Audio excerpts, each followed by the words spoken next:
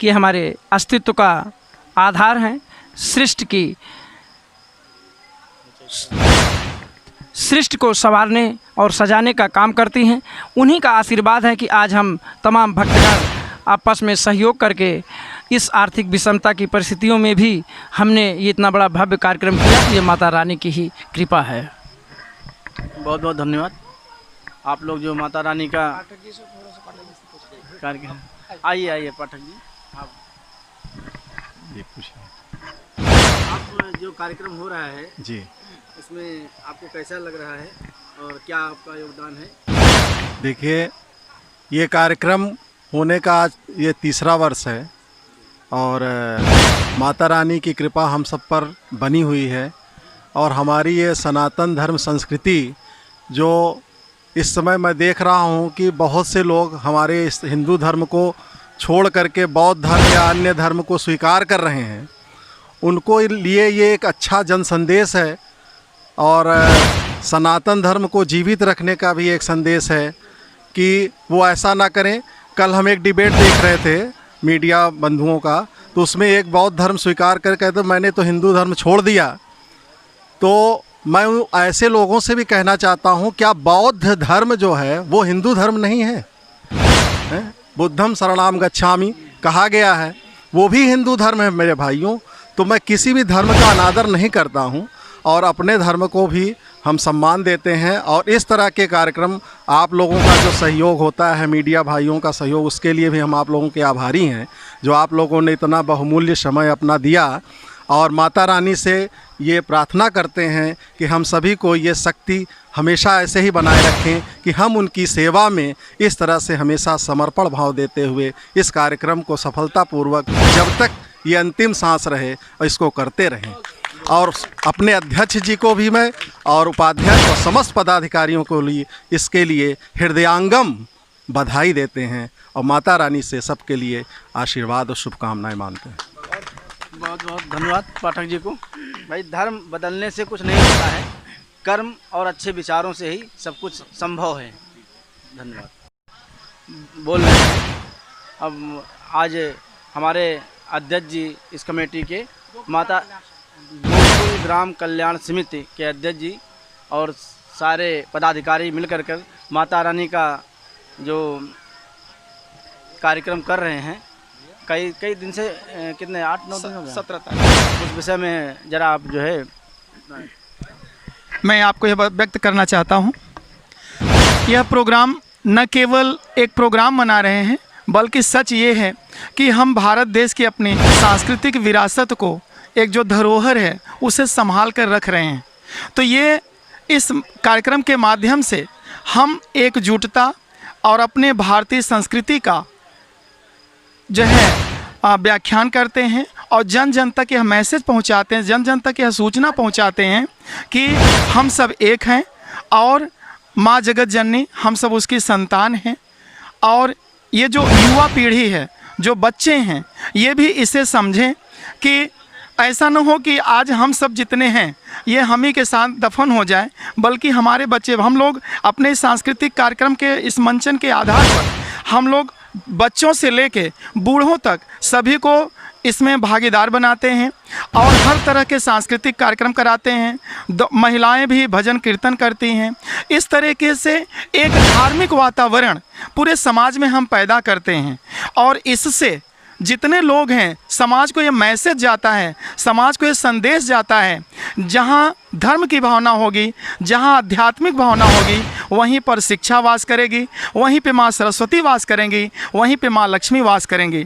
तो जगत जननी जगदम्बा से हम ये प्रार्थना करते हैं, हम सब भक्तगण यह प्रार्थना करते हैं कि हम सब के परिवार को, हम सब के बच्चों को और इस पूरे गोकुल ग्राम को, पूरे क्षेत्र को, हम पूरे राष्ट्र को, और चूँकि हम लोग जब ये नारा लगाते हैं तो धर्म की जय अधर्म का नाश कहते हैं, प्राणियों में सद्भावना और विश्व के कल्याण की कल्पना करते हैं, तो हमारे इस सनातन धर्म, हमारे इस न हिंदू कहें बल्कि हम सनातन धर्म अपना कहते हैं, इसकी यही विशेषता है, हम विश्व के कल्याण की कामना करते हैं।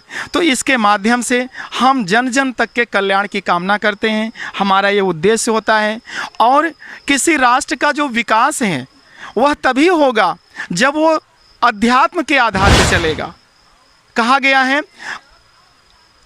लोग अपने आप में व्यक्त करते हैं विज्ञान बहुत है। मैं चूंकि शिक्षक हूँ, भौतिक विज्ञान का प्रवक्ता होने के नाते विज्ञान का ज्ञान तो रखता हूँ, लेकिन मैं आपको सच बता दूँ कि विज्ञान भी तभी आगे बढ़ती है अगर उसके मूलभूत में जाएं तो अध्यात्म उसमें छिपी होती है। बिना अध्यात्म के विज्ञान नहीं होती, और जब अध्यात्म और विज्ञान दोनों का मिलन होगा तभी एक नए राष्ट्र का निर्माण होगा। यही संदेश हम देते हैं। तो इस तरह से हमारे जो मंचन होते हैं ये धार्मिक और वैज्ञानिक, जैसे इस समय कोरोना का जो समय चल रहा है, हम लोग इसका भी पूरी व्यवस्था का ध्यान रखते हैं और माननीय प्रधानमंत्री जी के, मुख्यमंत्री के, अपने देश के जो शासन प्रशासन की ओर के जो दिशा निर्देश हैं उनका भी पूरा पालन करते हैं और बच्चों को शिक्षित करते हैं। और आप पूछना चाहें? बहुत बहुत धन्यवाद अध्यक्ष जी को, जो वास्तव में माता रानी की जगजननी हैं, जो कि सारे हमारे संसार की जो है माता हैं, वो सब पर कृपा बनाती हैं और कड़कड़ में उनका वास है। जो जैसा सोचता है वैसा ही उसका उद्धार वो करती हैं।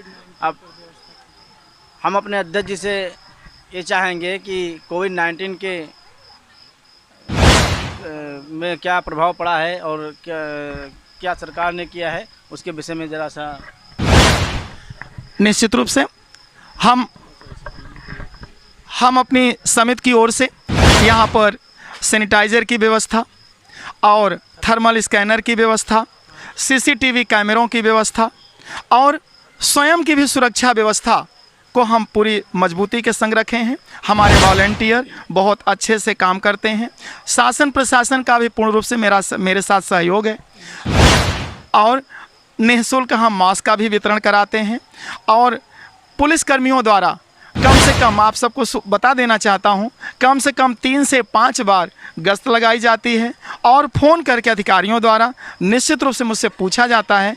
इसके लिए हम अपने शासन प्रशासन का, माननीय योगी जी का धन्यवाद करते हैं कि और इस समय, जिस समय की इस पूजा पंडाल को लेके परमिशन मिलने की भी दिक्कतें सामने आ रही थी, लेकिन मैं आपको बताना चाहता हूं, हमारे इस पारा क्षेत्र का इकलौता इस गोकुल ग्राम का 9 दुर्गा पूजा महोत्सव है, जो 9 दिन की पूरे ही तन्मयता और पूरे सम्मान के संग हमें परमिशन प्राप्त हुई है। इसके लिए भी हम अपने अधिकारियों का धन्यवाद करते हैं। इस क्षेत्र में किसी को नहीं प्राप्त है सिवाय हमारे आप सब पत्रकार गणों का भी धन्यवाद करता हूं और अपने समस्त गोकुल ग्राम वासियों का, गोकुल ग्राम के समस्त पदाधिकारियों का, सभी का कोट कोट धन्यवाद करता हूं।